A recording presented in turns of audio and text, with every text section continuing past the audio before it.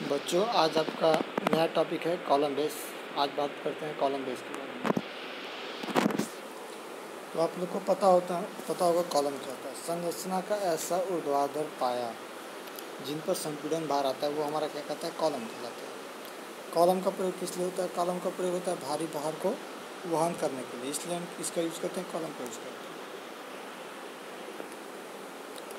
अब हम बात करते हैं कॉलम बेस होता क्या है। जब इस्पाती स्तंभ चिनाई या कंक्रीट बेस पर सीधा टिकाया जाता है तो स्तंभ के अत्यधिक भार के कारण इसे कंक्रीट पिंड में धंस जाने की संभावना होती है। इसी कारण इस्पाती स्तंभ सीधे कंक्रीट फाउंडेशन पर नहीं टिकाया जाता। इस्पाती स्तंभ की तली पर उपयुक्त माप की इस्पात की आधार प्लेट दी जाती है, जिसे हम क्या कहते हैं, कॉलम बेस कहते हैं। अब हम आपको डायग्राम में डिटेल समझा देते हैं। ये हमारा क्या है, नॉर्मली हमारा ऐसे क्या बना हुआ है, ये हमारा कंक्रीट ब्लॉक बना हुआ है। फिगर में देखिए तो ये हमारा क्या है, ये हमारा कंक्रीट ब्लॉक बना हुआ है। कंक्रीट ब्लॉक पर अगर हम कोई भी कॉलम देगा तो कॉलम का लोड आएगा, तो लोड आने के कारण क्या होगा, कंक्रीट ब्लॉक धंस जाएगा। तो इस कंक्रीट ब्लॉक को धंसने से बचाने के लिए हम क्या करेंगे, हम कंक्रीट ब्लॉक पर एक आधार प्लेट प्रोवाइड करते हैं। ये आधार प्लेट प्रोवाइड करेंगे, जिसके कारण क्या होगा, अगर हम यहाँ पे कॉलम प्रोवाइड कर रहे हैं तो कॉलम जब प्रोवाइड करेंगे तो वो डायरेक्ट कंक्रीट ब्लॉक पर ना करके सीधा कहाँ पे आएगा, बेस प्लेट पे आएगा, और बेस प्लेट से उसका लोड होते हुए कंक्रीट ब्लॉक, जिससे हमारा क्या होगा, कंक्रीट ब्लॉक सेफ रहेगा और धंसने की संभावना भी बहुत कम है। ठीक है, उसके बाद हम क्या करेंगे, बेस प्लेट को कॉलम से जोड़ने के लिए एक हम एंगल का यूज करेंगे। यहाँ पे देखिए एक आप ऐसे एंगल बनाया हुआ है, एक एंगल का यूज करेंगे। ठीक है, एंगल को यूज करने के लिए क्या करेंगे, अब एंगल जो हमारा यूज होगा वो किससे कनेक्ट होगा, कॉलम से कनेक्ट होगा और बेस प्लेट से कनेक्ट होगा। तो कैसे कनेक्ट होगा, उस एंगल को जोड़ने के लिए हम एक रिवेट का यूज करेंगे। यहाँ पे हम रिवेटिंग किए हुए हैं। ठीक है, रिवेटिंग किए और बेस प्लेट से जो हमारा कंक्रीट ब्लॉक है इसको क्या किए, फाउंडेशन बोल्ट की सहायता से फिक्स किए। ठीक है, ये हमारा डायग्राम है। और हमारा यहाँ पे क्या हुआ है, क्लीट एंगल हुआ है, जो कि क्लीट एंगल क्या किया हुआ है, बेस प्लेट को सपोर्ट किया। ये हमारा डायग्राम हो गया, इसी को हम क्या बोलते हैं, कंक्रीट ब्लॉक बोलते हैं। इसके आगे हम बात करते हैं टाइप्स ऑफ कॉलम बेस। जो कॉलम बेस होती है ये दो प्रकार के होते हैं। पहला जो होता है slab base for steel column, slab के आधार पर होता है। सेकेंड हमारा क्या होता है, गसेट के आधार पर होता है, यानी gusset base for steel column का। अब हम बात करते हैं स्लैब बेस के बारे में। तो स्लैब बेस के बारे में बात करते हैं। स्लैब बेस के भी दो चरण होते हैं। पहला क्या होता है, डिजाइनर बेस प्लेट होता है। सेकेंड क्या होता है, डिजाइनर कंक्रीट ब्लॉक होता है। तो हम बात करते हैं डिजाइनर बेस प्लेट के बारे में, यानी कि हमारे बेस प्लेट है, इसकी डिजाइनिंग के बारे में बात करते हैं। तो क्या होता है, जो हमारी आधार प्लेट होती है वो क्या होती है, वर्गाकार होगी, आयताकार होगी, गोलाकार हो सकती है, मतलब दो तीनों में से किसी भी प्रकार की हो सकती हैं। तो आधार प्लेट पर्याप्त रूप से क्या होना चाहिए, रिजिड होना चाहिए। रिजिड इसलिए होना चाहिए ताकि इस पर भार पड़ने के कारण क्या हो, इसमें डिफ्लेक्शन ना हो। कहने का मतलब ये है कि कोई भी हमारा बेस प्लेट, यही तो हमारा बेस प्लेट सिंपल सही था, इस पर लोड पड़ने के कारण क्या होना चाहिए, इसमें डिफ्लेक्शन नहीं आना चाहिए, इसलिए जो हमारा बेस प्लेट होगा ये क्या होना चाहिए, ये हमारा रिजिड होना चाहिए, जिसके कारण क्या हो, लोड पड़ने के कारण डिफ्लेक्शन ना हो। अब हम बात करते हैं डिजाइन स्टेप के बारे में। डिजाइन स्टेप कैसे बात करेंगे, जैसे कि हम आपको यहाँ पे एक फिगर बना हुआ होगा, इसके बारे में अभी एक्सप्लेन करेंगे। पहले डिजाइन स्टेप में जो पहला स्टेप है वो देखिए क्या होगा, आधार प्लेट का क्षेत्रफल, यानी कि आधार प्लेट का क्षेत्रफल क्या होगा, स्तंभ पर आने वाला अक्षीय भार, एक्सियल लोड अपान कंक्रीट में अनुदैर्ध्य प्रतिबल। क्षेत्रफल का मतलब क्या होगा, आप लोग पढ़ेंगे क्या होता है, स्ट्रेस बराबर क्या होता है, पी अपान ए। स्ट्रेस बराबर क्या होता है, पी अपान ए। तो जब ए को हम लेफ्ट साइड ले जाएंगे तो सीमा को नीचे लाएंगे, तो यहाँ पे क्या हो जाएगा, आधार बराबर क्या हो जाएगा, लोड अपान स्ट्रेस हो जाएगा। वही यहाँ पे लिखा हुआ पहला जो पॉइंट है, आधार प्लेट का क्षेत्रफल बराबर स्तंभ पर आने वाला अक्षीय भार डिवाइड बाई कंक्रीट में अनुदैर्ध्य प्रतिबल। दूसरा हम बात करते हैं आधार प्लेट को वर्गाकार मानते हुए इसकी भुजा की लंबाई ज्ञात करें। यानी कि जो हमारा ये प्लेट है इसको हम क्या मानेंगे, इसको हम मानेंगे वर्गाकार मानते हुए हम इसकी डिजाइनिंग करेंगे। ठीक है, हम बात करते हैं तीसरे की बात करते हैं, आधार प्लेट पर स्तंभ खंड को सिमेट्रिकल रखते हुए आधार प्लेट की दोनों दिशाओं में प्रक्षेप ए व बी ज्ञात कर लेते हैं। यानी कि जो हमारा ये हमारा क्या है, ये हमारा बेस प्लेट है जो कि हमारा क्या है, वर्गाकार। इसमें हम क्या किए हैं, आई सेक्शन यूज किया। ये हमारा क्या है, ये हमारा आई सेक्शन यूज हुआ है। एक मिनट, ये हमारा क्या है, आधार प्लेट है। इस पर क्या है, आई सेक्शन यूज हुआ है। ये हमारा क्या हुआ, आई सेक्शन, आप लोग समझ लीजिएगा फिगर से।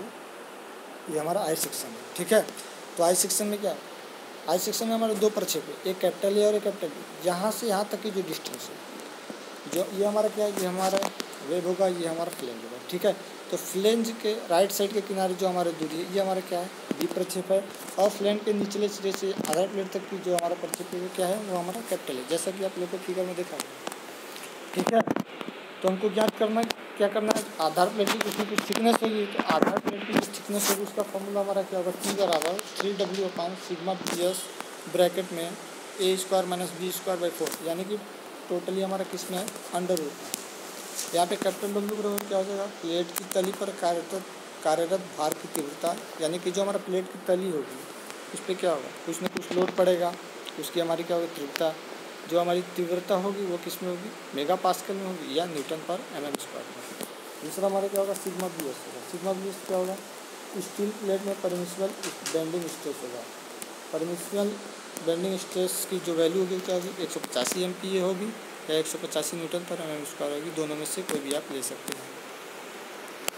एरिया जो होगा वो क्या होगा, बड़े प्रक्षेप की लंबाई होगी, और बी जो कैपिटल बी होगा वो हमारा क्या होगा, छोटे प्रक्षेप की लंबाई होगी। जैसे कि आपको हम फिगर में दिखा रहे हैं, फिगर में जैसे कि आप लोग देख सकते हैं, ये हमारा क्या होगा, प्रक्षेप, ये हमारा प्रक्षेप ए होगा, ये हमारा प्रक्षेप क्या होगा, बी है। यानी कि कहने का मतलब ये है, कैपिटल ए जो होगा बड़े प्रक्षेप की लंबाई होगी, कैपिटल बी जो होगी वो छोटे प्रक्षेप की लंबाई होगी। इसके बाद बात करते हैं हम पाँचवें पॉइंट पे। पाँचवें पॉइंट क्या है, जब ठोस गोलाकार स्तंभ के लिए वर्गाकार आधार प्लेट प्रयोग की जाती है तब आधार प्लेट की मोटाई क्या होगी। पहले तो क्या होगा, पहले तो हमारा जो ठोस जो होगा, जो हमारा सॉलिड होगा वो क्या होगा, गोलाकार स्तंभ के लिए वर्गाकार आधार प्लेट प्रयोग की जाती है तब आधार प्लेट की मोटाई। यहाँ पे जो हमारा टी की थिकनेस होगी, यहाँ पे फॉर्मूला क्या होगा, चेंज होगा। अंडर रूट में क्या होगा, 9W/16σs इंटू कैपिटल D/कैपिटल D - T। तो वहाँ पे जो हमारा फिगर था, यहाँ पे जो हमारा फिगर था ये क्या था, ये आई सेक्शन बना हुआ था वर्गाकार प्लेट में। अगर हम यहाँ पे बात करेंगे 5वें पॉइंट पे, तो यहाँ पे क्या हो, यहाँ पे ठोस गोलाकार, यानी कि आई सेक्शन की जगह यहाँ पे क्या हो जाएगा, कोई सर्कल हो जाएगा हमारा। जैसे कि आपको बता दें, कोई हमारा क्या हो जाएगा, ये सर्कल, कोई हमारा सर्कल कॉलम हो जाएगा, ठीक है। वहाँ जो अभी ऊपर वाले फिगर में, यहाँ वाले फिगर में जो कि आप लोग का दिखा गया, आई सेक्शन दिखाया गया है। और अभी किसकी बात कर रहे हैं, अभी हम बात कर रहे हैं सॉलिड कॉलम की बात कर रहा है, सॉलिड सर्कुलर कॉलम की बात कर रहे हैं। तो यहाँ पे जो हमारा टी का उसका फॉर्मूला क्या होगा, अंडर रूट में 9W/16σbs इंटू कैपिटल D/कैपिटल D - स्मॉल। तो यहाँ पे क्या होगा, W जो होगा वो क्या होगा, W हमारा अक्षीय भार हो जाएगा, एक्सियल लोड हो जाएगा किलो न्यूटन में। कैपिटल जी होगा आधार प्लेट की भुजा की लंबाई हो जाएगी, और स्मॉल डी क्या हो जाएगा, स्तंभ के न्यूनतम सिरे का व्यास हो जाएगा। अब हम बात करते हैं छठे पॉइंट की, यानी कि स्टेप जो होगा, छठा स्टेप होगा। तो यहाँ पे क्या होगा, गोलाकार स्तंभ की आधार प्लेट का व्यास या लंबाई जो होगा क्या होगा, 1.5 ब्रैकेट में D+75 mm से कम नहीं होनी चाहिए। यानी कि जो गोलाकार कॉलम है उसके आधार प्लेट का जो व्यास होगा वो क्या होगा, व्यास कहिए या उसकी लंबाई कहिए, वो 1.5 ब्रैकेट में D+75 mm से कम नहीं होनी चाहिए।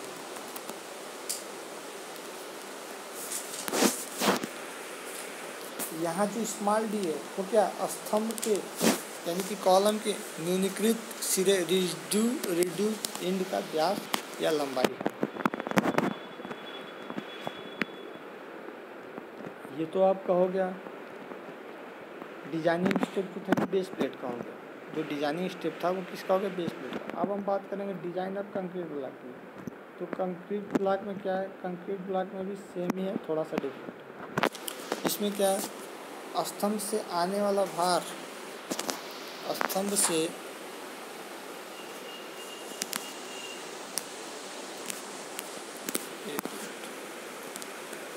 यहाँ पे क्या है, स्तंभ से आने वाला भार कंक्रीट नींव द्वारा सब सॉइल पर अंतरित होता है। ठीक है। यहाँ पे क्या होता है, जो भार हमारा होगा वो सब सॉइल पर आंतरित होगा। कंक्रीट ब्लॉक या स्लैब का स्वयं का भार भी उपरोक्त भार के साथ और मृदा पर जाएगा। यानी कि जो हमारा कंक्रीट ब्लॉक यानी स्लैब का भार भी उपरोक्त भार के साथ कहाँ पर जाएगा, सब सॉइल। सरलता के लिए कंक्रीट नींव का भार स्तंभ पर आने वाले भार का 10% मान लिया जाता है। ठीक है, यानी कि जो कंक्रीट नींव का भार है वो स्तंभ पर आने वाले भार का 10% मान लिया जाता है। अगर हम बात करते हैं दूसरे स्टेप की, तीसरे स्टेप में क्या होगा, यहाँ पे कंक्रीट ब्लॉक का क्षेत्रफल निकालने के लिए क्या होगा, स्तंभ का भार होगा प्लस नींव का, यानी कि कॉलम का भार नींव पे पड़ेगा और नींव का भी कुछ ना कुछ भार होगा। अब पूरे का अपान में क्या हो जाएगा, मृदा की सुरक्षित धारण क्षमता, यानी कि मृदा की factor of safety of soil होगा। बात करते हैं तीसरे स्टेप, तो तीसरे स्टेप में क्या हो जाएगा, तीसरे स्टेप में हो जाएगा नींव ब्लॉक की एक भुजा इससे वर्गाकार मानते हुए ज्ञात करें। यानी कि जो हमारा ब्लॉक होगा उसकी जो भुजा होगी वो क्या होगी, वो हमारी क्या होगी, स्क्वायर में होगी। स्क्वायर मानते हुए हम कैलकुलेशन करेंगे। ये हमारा स्टील का IS कोड कहता है। ठीक है, ये आपको क्या होगा, 2 स्टेप हो गया। यानी कि हमने आपको कॉलम बेस के बारे में बताया, जो हमारा स्लैब बेस है, स्लैब बेस का 2 स्टेप, 2 हमारा डिज़ाइन स्टेप है। पहला क्या है, डिज़ाइन ऑफ बेस स्लैब, दूसरा क्या है, डिज़ाइन ऑफ कंक्रीट। ठीक है, अब इस पे आधारित हम आपको एक न्यूमेरिकल बताते हैं आज। देखिए क्वेश्चन में क्या लिखा हुआ है, क्वेश्चन में लिखा हुआ एक स्तंभ पर 500 किलोमीटर का अच्छी बार आ रहा है। इस्पाती स्तंभ के लिए ISWB 200 @ 28.8 kg का प्रयोग किया गया है।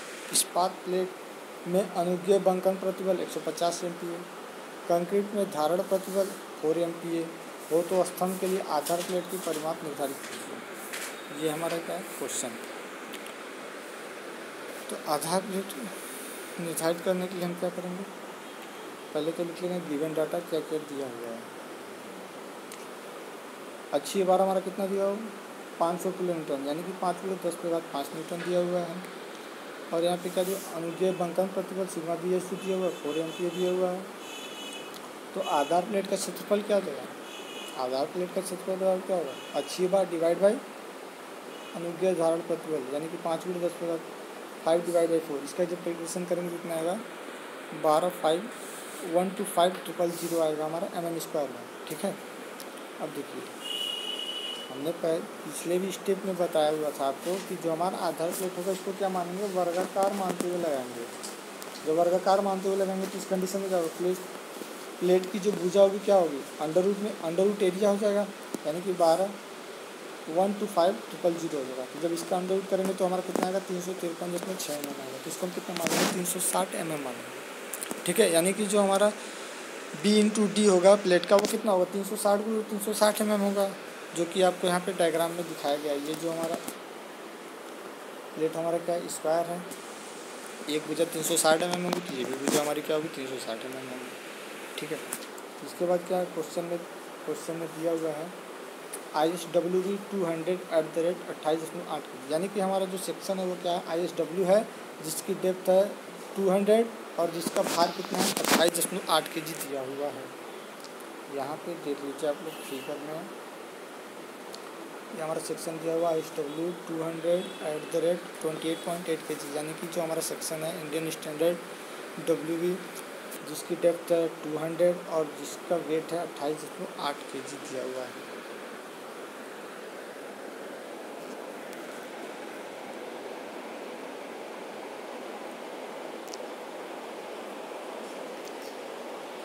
देखिए यहाँ हम बात करते हैं जो हमारा आई सेक्शन है, हमारा क्या है यहाँ पे आई सेक्शन है। आई खंड का अब स्टील टेबल से क्या करेंगे, स्टील टेबल से ISWB 200 हम प्रॉपर्टीज़ देखेंगे। तो यहाँ पे क्या होगा, आई खंड की जो टोटल गहराई है वो तो 200 mm है, वो हमारा क्वेश्चन में भी दिया हुआ है, 200 mm दिया हुआ है। और अगर हम इसकी फ्लेंज की चौड़ाई की बात करेंगे तो 140 mm है, जैसे कि हमने फिगर में दिखा दिया। इसकी जो टोटल गहराई है वो कितनी है, 200 mm है स्टील टेबल से, और जो फ्लेंज की हमारी जो चौड़ाई है वो हमारी कितनी 140 mm दी हुई। आधार प्लेट जो हमारा दिया हुआ है उसका एरिया कितना है, 360 × 360 mm टोटल दिया हुआ है। अभी हमने आप यहाँ पे निकाला भी है। इसके बाद क्या करेंगे, जो हमारा प्रक्षेप है, प्रक्षेप कैसे निकालेंगे, ये हमारा बड़ा प्रक्षेप कहाँ पे है, ये वाला हमारा बड़ा प्रक्षेप है। बड़ा प्रक्षेप कैसे निकालेंगे? एरिया बराबर ये हमारा कितना है, ये हमारा ए यहाँ भी है, ए यहाँ भी है। तो अगर हम इसको कैलकुलेशन करेंगे, बड़ा प्रक्षेप कैपिटल निकालेंगे तो क्या होगा? 360 माइनस 140 इक्वल टू 2, यही तो होगा। 360 माइनस 140 इक्वल टू 2a, यही होगा ना। क्योंकि देखिए 300 एक ये यहाँ एक ये यहाँ, 360 में से जब 2a घटाएंगे तभी तो हमारा 360 माइनस 2a बराबर 140 होगा। 140 होगा ना। वही यहाँ पे लिखा हुआ है 300, देखिए यहाँ पे लिखा हुआ 360 माइनस 140 इक्वल टू 2a। 2 को जब हम लेफ्ट साइड ले जाएंगे तो क्या होगा हमारा? 2a होगा। 2 को जब लेफ्ट साइड ले जाएंगे तो 2a होगा ना। वही यहाँ पे लिखा हुआ 2a equal to 360 minus 140 divide बराबर 2a। तो जब a को हम लेफ्ट राइट साइड लाएंगे तो क्या होगा? 360 माइनस 140 अपन 2a। इसका जब कैलकुलेशन करेंगे तो हमारा जो आंसर आएगा वो कितना होगा? 110। सेम इसी तरह क्या करेंगे? बी के लिए प्रक्षेप जब निकालेंगे तो यहाँ के क्या बी के कंडीशन में क्या हो जाएगा? सेम बी के कंडीशन में होगा, क्योंकि हमारी टोटल चौड़ाई ये हमारी कितनी दी होगा? 360 दिया हुआ। ये हमारा बी है, इधर भी तो बी होगा, तो यहाँ पे भी हमारा क्या हो जाएगा? यहाँ पे सीधे 360 माइनस कितना हो जाएगा? 2b इक्वल टू हमारा कितना हो जाएगा? 360 माइनस 2b इक्वल टू हमारा कितना हो जाएगा? 200 हो जाएगा। तो अब क्या करेंगे? 360 को इधर लाएंगे ना तो क्या होगा? 2b बराबर 360 माइनस 200। आप लोग यहाँ पे देखिए, फिर यहाँ पे क्या होगा? 2b बराबर क्या होगा? 360 माइनस 200 होगा ना। तो जब 2 को जब b से इधर लाएंगे तो क्या होगा? 360 minus 200 divide by 2 equal to जब करेंगे कैलकुलेशन तो हमारा कितना चाहिए? 80 है। यानी कि छोटा प्रक्षेप जो है इसकी भी जो वैल्यू आएगी वो हमारी कितनी आएगी? 180 में आएगी। ठीक है। अब आप लोग देखिए, आधार प्लेट की तली पर तीव्रता की बात करेंगे तो तीव्रता हमारा क्या होगा? तीव्रता जो होगा वो हमारा W/A यानी कि लोड बाई एरिया होगा। तो यहाँ पे लोड हमारा क्वेश्चन में दिया हुआ है पहले से ही, आप लोग देख सकते हैं। अभी हम निकालें कितना दिया हुआ है? अच्छी बार हमारा दिया हुआ 5 × 10⁵ और एरिया हमारा कितने अभी निकाले हम बाद में? एरिया हम निकालें 360 × 360, यानी कि यहाँ पे हमारा देखिए हमारा एरिया दिया हुआ है। ठीक है। तो यहाँ पे हमारा क्या कह रहा है? आधार प्लेट की तली पर तीव्रता की बात करें, यानी कि load upon area 5 × 10⁵5 5 × 10⁵5 divide by 360 × 360। यहाँ से जब कैलकुलेशन करेंगे तो जो हमारा तीव्रता आएगा वो कितना आएगा? 3.85 न्यूटन पर mm²। आप लोग कैलकुलेशन इसका कर लेंगे। ठीक है। अब हम क्या करते हैं? परिमाप निकालना है, यानी कि टी की वैल्यू निकालना है। तो फार्मूला हमारा टी के लिए क्या होता था? हमने आपको अभी ऊपर बताया है 3 × तीव्रता यानी कि दाब तीव्रता divide by sigma bs, bracket में क्या होगा? a² minus b² divide by 4। तो यहाँ पे जो वैल्यू रखेंगे तो क्या होगा? 3 × दाब तीव्रता की वैल्यू कितनी दी? 3.85 अपान सिग्मा bs कितना दिया हुआ? 185 दिया हुआ है। एरिया जो हमारा कैपिटल ए प्रक्षेप दिया हुआ 110 का स्क्वायर दिया हुआ, यहाँ पे निकला हुआ है। कैपिटल बी जो हमारा दिया हुआ 80 का स्क्वायर दिया हुआ, यहाँ पे निकला हुआ डिवाइड बाई 4। जब इसका हम कैलकुलेशन करेंगे तो जो हमारी टी की वैल्यू जो आएगी, थिकनेस जो आएगा वो कितना आएगा? 25.6, या इसको हम मान लेंगे 26 mm। ये हमारा क्या हो? ये हमारा आंसर। ठीक है। अब हम बात करते हैं डिज़ाइन ऑफ गसेट बेस की बात। तो डिज़ाइन ऑफ गसेट बेस जो है वो सेम किसकी तरह है? डिज़ाइन ऑफ जो हमारा गसेट बेस है वो हमारा सेम किसकी तरह? स्लैब बेस की तरह है, बस थोड़ा सा इसमें क्या है? डिफरेंट। वो हम आपको देखते हैं डिज़ाइन ऑफ गसेट बेस क्या होगा। चलिए डिज़ाइन ऑफ गसेट बेस के बारे में बताते हैं। देखिए यहाँ पे इसमें पहला जो हमारा डिज़ाइन पॉइंट होगा ये हमारा क्या होगा? परमिसिबल स्ट्रेस निकालेंगे। तो परमिसिबल स्ट्रेस डिफरेंट होगा। पहला क्या होगा? कंक्रीट में परमिसिबल कंप्रेसिव स्ट्रेस निकालेंगे, क्योंकि कंक्रीट हमेशा किसमें होता है? कंप्रेशन में होता है। तो इसकी जो परमिसिबल स्ट्रेस वैल्यू होगी वो हमारी कितनी है? 4 MPa या 4 न्यूटन पर mm²। इस्पात प्लेट में अगर हम बात करेंगे अनुज्ञेय बंकन प्रतिबल यानी कि परमिसिबल बेंडिंग स्ट्रेस, तो वहाँ पे जो हमारी वैल्यू की क्या होगी? 185 होगी। और जो बियरिंग स्ट्रेस होगी इस्पात में वो हमारी क्या होगी? 187.5 MPa। बात करते हैं रिवेट के लिए। रिवेट में दो चीज़ होता है, शेयर होता है, बियर होता है। रिवेट के कंडीशन में शेयर स्ट्रेस की वैल्यू 100 MPa होगी और बियर स्ट्रेस की वैल्यू हमारी कितनी है? 270 MPa। अब आगे हम बात करते हैं डिजाइन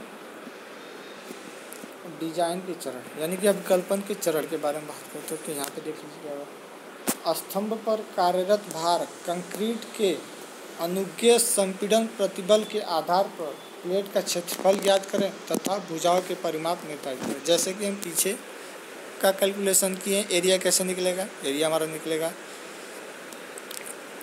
लोड अपान स्ट्रेस के अनुसार, वैसे यहीं पे दिया होगा। दूसरा पॉइंट की अगर बात करें, गसेट प्लेट की उपयुक्त मोटाई 10 से 16 mm ली जाती है, यानी कि जो भी हम गसेट प्लेट की थिकनेस लेंगे वो 10 से 16 mm होनी चाहिए। दूसरा पॉइंट की बात करते हैं, फ्लेंज एंगल का जो न्यूनतम माप होगा वो 150 × 115 × 12 mm रखेंगे। और इसके लिए जो रिवेट का प्रयोग होगा, रिवेट का जो यूज होगा वो कितना होगा, 22 mm डाया का रिवेट, यानी कि फ्लेंज एंगल का जो न्यूनतम माप होगा वो कितना होगा, 150 × 115 × 12 mm, यानी कि बड़े पैर की लंबाई 150 mm, छोटे पैर की लंबाई 115 mm और उसकी जो थिकनेस होगी वो 12 mm। और जो इसके लिए रिवेट यूज करेंगे उसका जो डाया होगा वो कितना होगा, 22 mm। इसके बाद क्या करेंगे, एंगल होगा, एंगल के हम क्या करेंगे, बियरिंग स्ट्रेस की जाँच करेंगे। जो हमारा ई पॉइंट होगा वो क्या होगा, आधार प्लेट की माप निर्धारित करें, यानी कि हमको आधार प्लेट की माप निर्धारित करनी पड़ेगी और जो उसकी न्यूनतम चौड़ाई होगी निम्न प्रकार ज्ञात होगी। न्यूनतम चौड़ाई जो भी वो निम्न प्रकार से IS कोड द्वारा ज्ञात होगी। तो न्यूनतम चौड़ाई का फॉर्मूला क्या होगा, यहाँ पे जो I कॉलम की कुल गहराई, यानी कि हमारा I सेक्शन होगा उसकी टोटल गहराई प्लस 2 टाइम्स कवर प्लेट की मोटाई, 2 टाइम्स ब्रैकेट में कवर प्लेट की मोटाई प्लस गसेट प्लेट की मोटाई प्लस एंगल के छोटे पैर की लंबाई, यानी कि आवरण प्लेट की मोटाई, गसेट प्लेट की मोटाई और एंगल की छोटे पैर की मोटाई को ऐड करेंगे और उसमें 2 का मल्टीपल करेंगे। ठीक है, तो हमारा न्यूनतम चौड़ाई क्या होगा, हमारा इस फॉर्मूले से हमारा जो होगा वो न्यूनतम चौड़ाई कैलकुलेट हो जाएगा। ठीक है, इसके बाद एक चीज़ और ध्यान रखना है, नोट यहाँ पे क्या लिखा हुआ है, इस न्यूनतम चौड़ाई से दोनों तरफ प्लेट कम से कम 12 mm बढ़ाकर अपनाई जाती है। यानी कि जो हम कैलकुलेशन करेंगे तो प्लेट की जो हमारी चौड़ाई होगी, न्यूनतम चौड़ाई वो कितनी होगी, 12 mm हमको बढ़ाकर रखना ही रखना है। ठीक है, तो जो आधार प्लेट के लिए यहाँ पे फॉर्मूला हो जाएगा वो कितना होगा, 3W_L²/σ/ds। ये किस में होगा, अंडर रूट में होगा। किस में होगा, अंडर रूट में होगा। अब हम बात करते हैं यहाँ पे लास्ट स्टेप की, तो क्या होगा, आई स्तंभ पर पार्श्विक खिसकन को रोकने के लिए, यानी कि लेटरल मूवमेंट को रोकने के लिए वेब व आधार प्लेट के संगम पर डंपी जॉइंट लगाए जाते हैं। इसके लिए 50 × 50 × 8 mm के एंगल प्रयोग किए जाते हैं। यानी कि जो हमारा, हम आपको बता दें यहाँ पे सिंपल सा हम आपको एक एग्जांपल से समझा दे रहे हैं। एक मिनट, आपको हम सिंपल से एग्जांपल से समझा दे रहे हैं।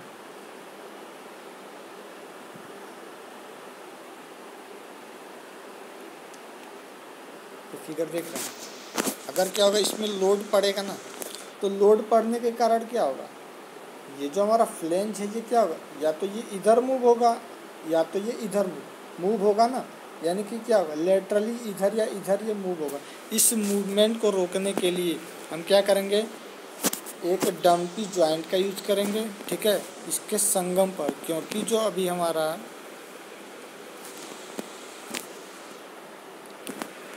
जो आई सेक्शन बना हुआ था उस पर क्या था,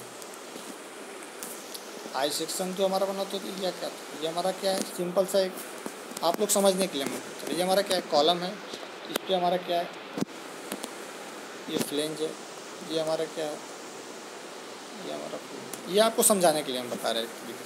तो यहाँ पे क्या हो, यहाँ पे जॉइंट हम देंगे ना, तभी तो हमारा वेब और फ्लेंज दोनों क्या होगा, एक दूसरे से कनेक्ट होगा। तो यहाँ पे जो हमारा एंगल यूज करेंगे वो हमारा क्या होगा, ये संगम है ना दोनों का, ये दोनों आपस में यहीं पे मिल रहे हैं, तो यहाँ पे हम कुछ ना कुछ जोड़ देंगे जिसको हम क्या बोलेंगे, डंपी जॉइंट लगाते हैं। तो जो इस पर एंगल की माप होगी वो कितनी होगी, 50 × 50 × 8। ठीक है, ये इसलिए देंगे ताकि इस पर अगर लोड पड़े तो ये क्या हो, ये अपने जगह से मूव ना करे, यानी कि इधर ना भागे या इधर ना भागे। ठीक है, इसलिए हम क्या करते हैं, डंपी जॉइंट का यूज़ करते हैं। ठीक है बच्चों, तो आज का आपका जो टॉपिक था वो यहीं तक था। बाकी अगर आप लोग को कोई चीज़ समझ में नहीं आता है तो हमको बताइए। और आप लोग न्यूमेरिकल इसका लगा लीजिएगा, न्यूमेरिकल भी इम्पोर्टेंट है। न्यूमेरिकल हम बता नहीं पाए हैं इस वीडियो में। अगर आपको कोई भी प्रॉब्लम होगा तो आप हमसे तुरंत संपर्क करिए। ओके बच्चों, बाय।